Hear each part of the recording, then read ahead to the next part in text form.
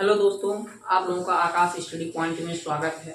जैसा कि हम लोगों ने अध्याय 7 शुरू किया हुआ है, ठीक है। अध्याय 7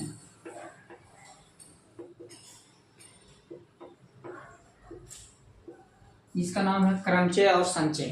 तो अध्याय 7 हम लोग पढ़ रहे हैं क्रमचय और संचय। एक अच्छा 11th का मैथ है। तो इसमें हम लोगों ने पहला एक्सरसाइज को कंप्लीट कर लिया था, उसका थ्योरी पार्ट्स और उसका एग्जाम्पल सारे उसके क्वेश्चंस हम लोगों ने उसको सॉल्व कर लिया था।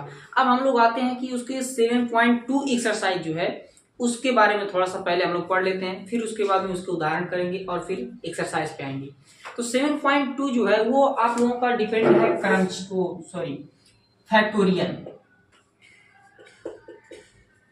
फैक्टोरियल पर, जिसको हम लोग हिंदी में बोलते हैं करम गुणित।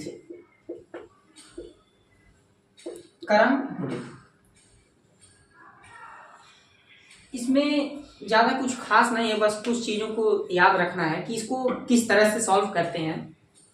तो जैसा कि इसका अगर हम बात करें कि 5 फैक्टोरियल कितना होता है, ये फैक्टोरियल का साइन होता है और इसी को ही हम लोग कभी कभी 5 फैक्टोरियल इस प्रकार से भी रिप्रेजेंट करते हैं।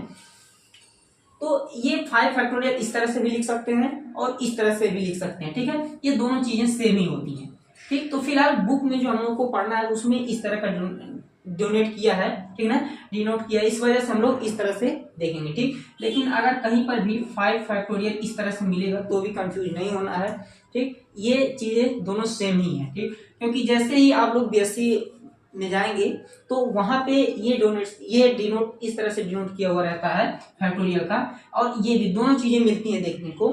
तो इसमें कंफ्यूज नहीं होना है, दोनों चीजें सेम है, इसमें कंफ्यूज नहीं होना है। तो अब अगर हम बात करें कि 5 फैक्टोरियल की वैल्यू कितनी होती है, तो इसमें 5 फैक्टोरियल की वैल्यू लिखते हैं 5 गुणे 4 इंटू 3 इंटू 2 इंटू 1।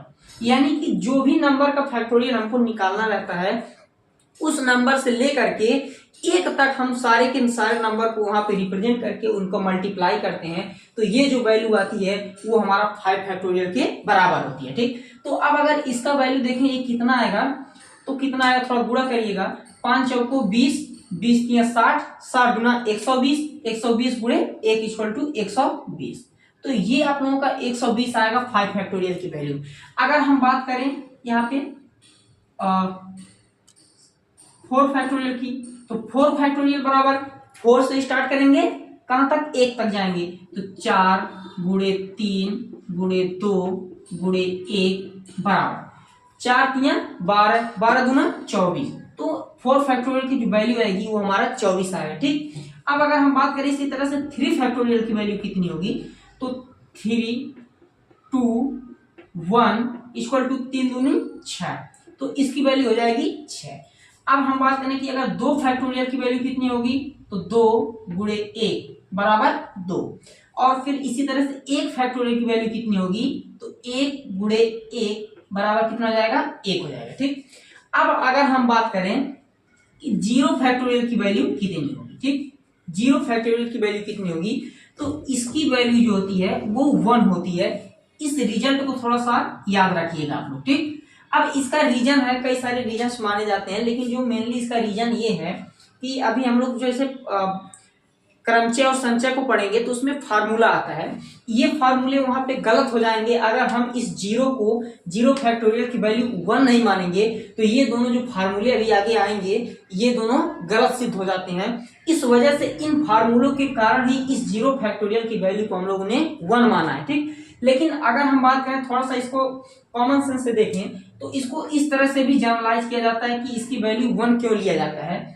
अगर हम बात करें कि यहां से ले लेते हैं 3 फैक्टोरियल, तो 3 फैक्टोरियल को हम लोग और क्या लिख सकते हैं, तो 3 फैक्टोरियल को हम लोग लिख सकते हैं कि 4 फैक्टोरियल अपान में 4, इस तरह से लिख सकते हैं। कैसे, देखिए 4 फैक्टोरियल को क्या लिखेंगे, 4 गुणे 3 गुणे 2 गुणे 1 अपान में 4, तो ये 4 से 4 कट जाएगा, बाकी जो वैल्यू बच रही है 3 फैक्टोरियल की वैल्यू बच रही है, ठीक। तो 3 फैक्टोरियल की वैल्यू बच रही है, इसका मतलब क्या है कि 3 फैक्टोरियल को हम लोग 4 फैक्टोरियल अपान में 4 लिख सकते हैं, ठीक। अब अगर हम बात करें कि 2 फैक्टोरियल का, तो 2 फैक्टोरियल को हम लोग लिख सकते हैं 3 फैक्टोरियल बटा 3, कारण ये रहा 3 इंटू 2 इंटू 1 अपान में 3 बराबर 2 फैक्टोरियल की वैल्यू मिल जाएगी। अब अगर हम बात करें कि एक फैक्टोरियल को कैसे लिख सकते हैं, तो 2 फैक्टोरियल अपान में 2 लिख सकते हैं, फिर 2 फैक्टोरियल अपान में 2 लिख सकते हैं। अब इसका वैल्यू क्या आ जाएगा, 2 गुणे 1 अपान में 2 बराबर 1। तो ये वैल्यू कितने की आएगी, 1 फैक्टोरियल की वैल्यू है। अब इसी तरह से अगर हम 0 फैक्टोरियल को देखें, क्योंकि यहाँ जगह नहीं तो हम यहाँ ऊपर लिख देते हैं, ठीक है। तो अगर हम 0 फैक्टोरियल की देखें तो 0 फैक्टोरियल को क्या हम 1 फैक्टोरियल अपान में 1 लिख सकते हैं, 1 फैक्टोरियल अपान में 1 लिख सकते हैं। अब इसका क्या हो जाएगा, 1 फैक्टोरियल की वैल्यू 1 होती है, तो 1 अपान में अगर 1 देखेंगे तो ये 1 के बराबर आ जाता है, ठीक है। तो इसका एक ए भी रीजन हो सकता है। और फिर दूसरे तरह से अगर हम देखें तो ये फार्मूला को गलत सिद्ध हो जा रहा था, इस वजह से इसकी वैल्यू को हम लोगों ने 1 मान करके चलते हैं कि ताकि वो फार्मूले जो हैं वो सही हो जाए, ठीक। तो 0 फैक्टोरियल की वैल्यू 1, इस तरह से भी आप समझ सकते हैं। समझने के लिए फिलहाल यहाँ के लिए इस चीज को हम लोग समझते हैं, ठीक। बाकी आगे जो है इसका कारण पता चल जाएगा आप लोगों को। तो 0 फैक्टोरियल की वैल्यू 1 कैसे आती है, तो यहां से इस तरह से आप लोग समझ सकते हैं, ठीक है। अब अगर हम बात करें, क्योंकि ये 0 फैक्टोरियल हो गया, अभी निगेटिव में चलते हैं। तो निगेटिव के लिए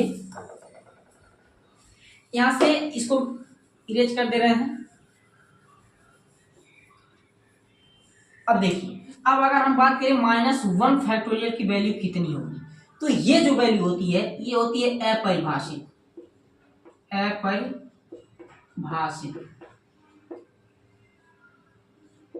अब इसको भी आप लोगों को याद करना पड़ेगा कि जितने भी निगेटिव की जो फैक्टोरियल होते हैं वो हमेशा अपरिभाषित होते हैं। इसका कारण ये होता है कि अगर हम देखें तो -1 फैक्टोरियल को क्या लिख सकते हैं, अगर इस कंडीशन में देखें कि कैसे हम लोग लिख रहे हैं इसको, तो -1 फैक्टोरियल को क्या लिख सकते हैं, -1 फैक्टोरियल को लिख सकते हैं 0 फैक्टोरियल अपान में 0 लिख सकते हैं, ठीक। अब 0 फैक्टोरियल की जो वैल्यू होती है वो कितनी होती है, 1 होती है।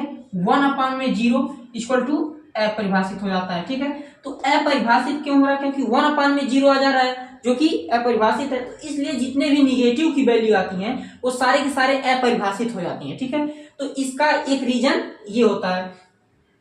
तो इसको हम लोग लिखे हैं किस तरह से, जैसे अभी हमने बताया है कि मान लीजिए 2 फैक्टोरियल लिखना है तो इक्वल टू 3 फैक्टोरियल अपान में 3। तो इस कंडीशन, इस तरह से अगर देखेंगे इस ट्रेंड से, तो यहाँ पे जो -1 फैक्टोरियल की वैल्यू आएगी वो इनफाइनाइट आ जाती है, क्योंकि जो -1 है उससे बड़ा फैक्टोरियल अपान में उतना से डिवाइड कर देते हैं। जैसे कि अगर मान लीजिए हम 3 को क्या लिख सकते हैं, 2 फैक्टोरियल को 3 फैक्टोरियल अपान में 3 लिख सकते हैं। तो उसी तरह से -1 से बड़ा क्या है, 0 है। तो 0 फैक्टोरियल अपान में 0 इक्वल टू 0 फैक्टोरियल की वैल्यू 1 होती है। तो 1 अपान में अगर 0 करेंगे तो हमेशा क्या आता है, अपरिभाषित आता है, ठीक। तो इस वजह से हम लोगों को याद रखना है कि जो निगेटिव नंबर्स होते हैं उनका फैक्टोरियल जो होता है वो हमेशा अपरिभाषित होता है, वो परिभाषित नहीं है, ठीक है। तो इस रिजल्ट को भी आप लोग याद रखिए कि -1 फैक्टोरियल बराबर अपरिभाषित होता है, ठीक है। इसका रीजन पता चल गया। यहाँ पे भी इसको लिख सकते हैं रीजन में, यहाँ अगर हम चाहे तो लिख लीजिए रीजन।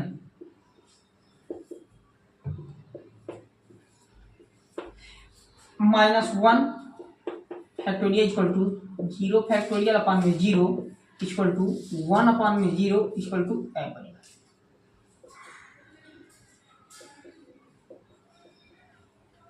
अपरिभाषित, ठीक। तो ये दोनों रीजन्स को जरूर लिख लीजिएगा, ठीक है। और इस वैल्यू को याद रखिएगा। तो ये आप लोगों का क्रम गुणित से संबंधित जो भी थ्योरी पार्ट्स है थोड़ी इसके बारे में जानकारी हो गई। अब इसके क्वेश्चंस को हम लोग सॉल्व कर दें।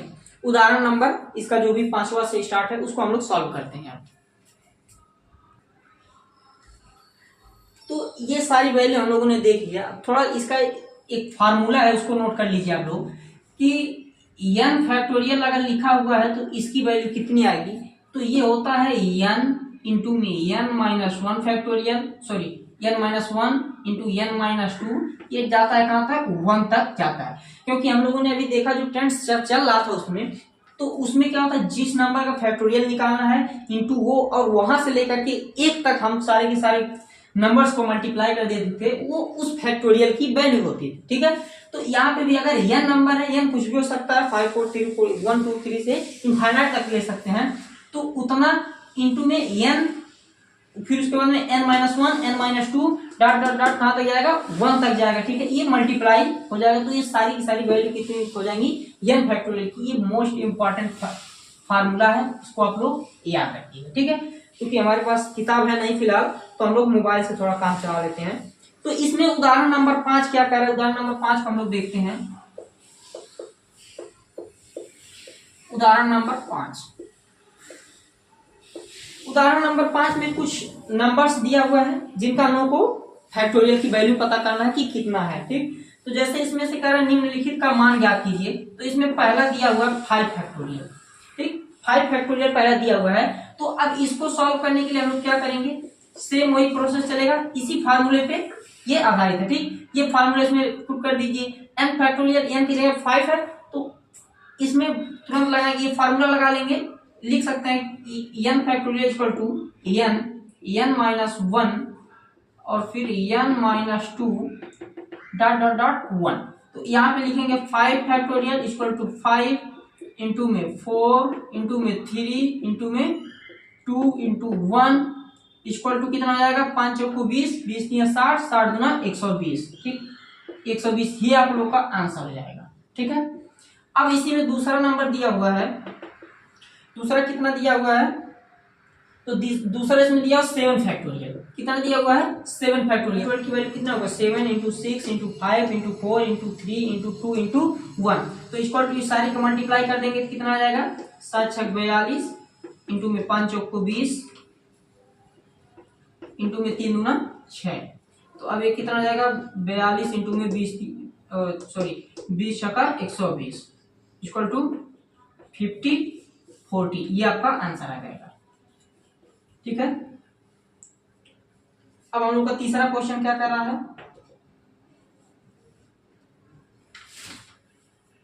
तीसरा 7 फैक्टोरियल माइनस 5 फैक्टोरियल।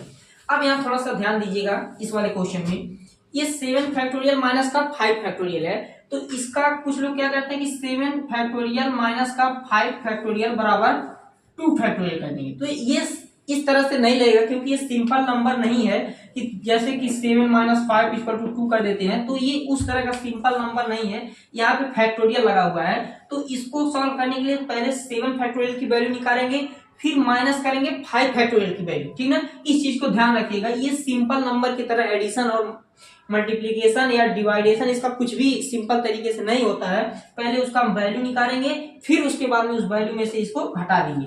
तो 7 फैक्टोरियल की वैल्यू अभी हम लोगों ने निकाला, कितना आया है 50 40 माइनस 5 फैक्टोरियल की वैल्यू अभी हम लोगों ने निकाला, कितना आया है 120। तो अब इसको घटाएंगे तो कितना आएगा, 0 में से 0 जाएगा 0, 4 में से 2 जाएगा 2 और 0 में से 1 जाएगा, यानी कि 10 में से 1 जाएगा 9 और 1 4, आपका 4920 ये आपका आंसर हो जाएगा तीसरा, ठीक है। अब हम लोग चौथे नंबर पे चलते हैं।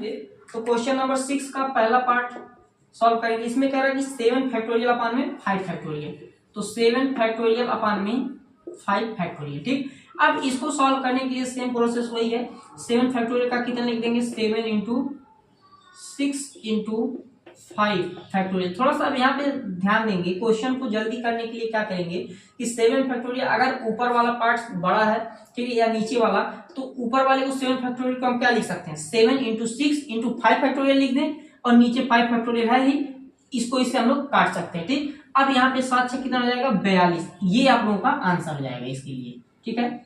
अब हम लोग चलते हैं दूसरा वाला पार्ट क्या कह रहा है।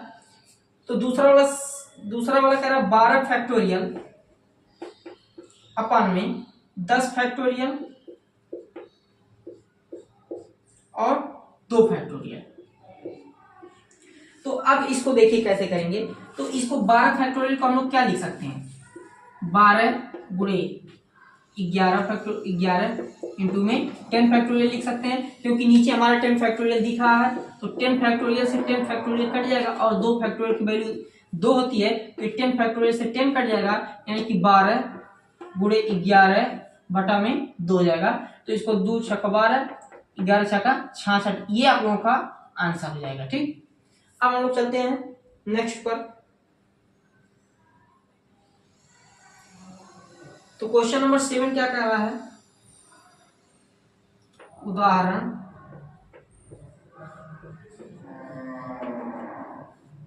उदाहरण नंबर 7 में ये कह रहा है कि n फैक्टोरियल अपान में r factorial n minus r factorial,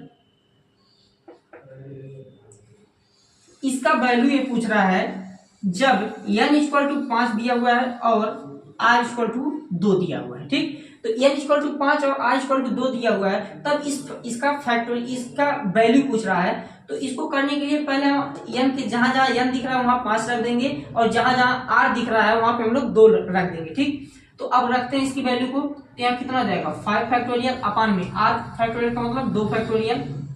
ठीक, और n माइनस आर फैक्टोरियल, तो n माइनस आर फैक्टोरियल की n की वैल्यू कितना है 5 है, माइनस का r का वैल्यू कितना है 2 है, इसका फैक्टोरियल यहाँ पे 5 माइनस 2 है, उसके बाद फैक्टोरियल लगा हुआ है, तो इसको हम सिंपली सॉल्व कर लेंगे। ठीक है, तो इसका वैल्यू कितना आ जाएगा, यहाँ 5 फैक्टोरियल है अपान में 2 फैक्टोरियल का वैल्यू 2 होता है। ठीक, और 5 माइनस 2 कितना हो जाएगा 3 हो जाएगा, यानी कि ये जाएगा 3 फैक्टोरियल। अब इसको हम लोग ऊपर वाले को क्या लिख सकते हैं 5 इंटू 4 इंटू 3 फैक्टोरियल अपान में 2 इंटू 3 फैक्टोरियल, तो 3 फैक्टोरियल से 3 फैक्टोरियल कट जाएगा और 2 से 2 बार में ये कट जाएगा, तो इसकी वैल्यू कितनी हो जाएगी 10। ये आपका आंसर हो जाएगा। ठीक है, अब हम लोग चलते हैं नेक्स्ट क्वेश्चन पर।